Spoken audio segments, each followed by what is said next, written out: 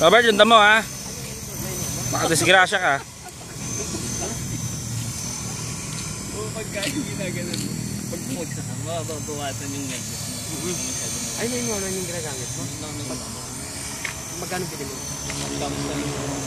At na yun. 190 kanino? Kamote dati ngayon. Alano daw kay kamote kay Kwan. Ayan yung pinapractice ko nung nakaraan. Kaya lang, hindi ko ma-master pa. Kailangan Bababa yung puwid ko. Kaya sinasabihan ako ni James na sa asin. Lahat ng engine na masyado mo. Side na lang. Oh, yung damo, Robert. Side na masyado mo side.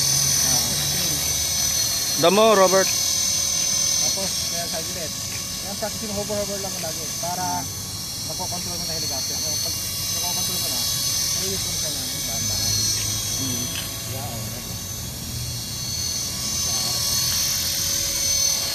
circle. So, parang nanonood ng hindi ako mag-idle up kasi ano eh. Ay, nakakuha nito. Mahinang baterya. Hindi nawawala. Ay, sa bagay. Hailing nga pala. Panel na naman. Sa glider ko yan dati. Panel na naman. Ayan o, kahit kumalay yan. Orange. Wiggle na gano'n yung tail, no? Yan, kulang sa speed. Yan. Panel ah. But si Marson, ano yung sira sa helicopter niya? Nag-crash eh, na-disorient siya dito. Konti lang naman. Lilipad kagad ulit yun.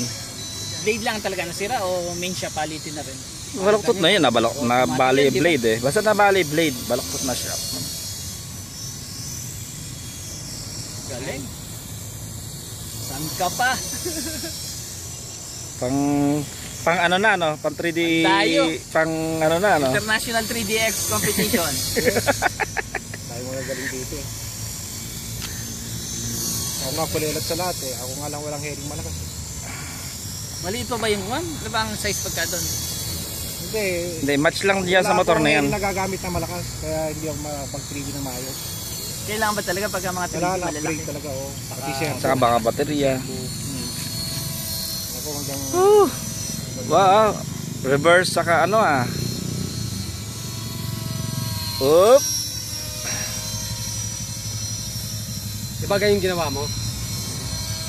Panel ah. Ano ba tawag dyan ng truck?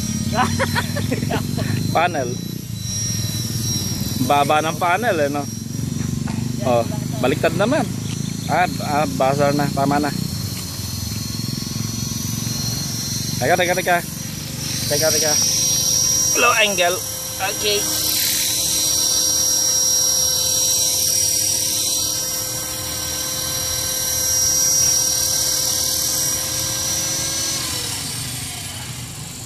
Hmm.